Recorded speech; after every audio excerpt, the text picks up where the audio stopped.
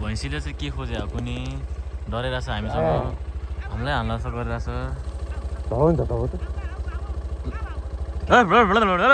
आउँछ के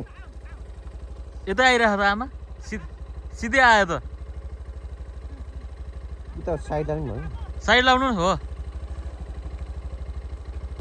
यो डराएर ए गुटुङटुङ ल यसको सिङ त ठुलो छ त्यसले त हाल्न हेर्नु त यसको सिङ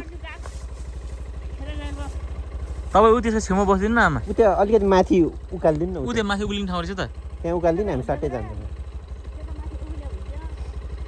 नभए हामी उक्लिन्छौँ हो ल ल भयो आमा ल आमा लाग्यो ल धन्यवाद आमा ओके भैँसी डरायो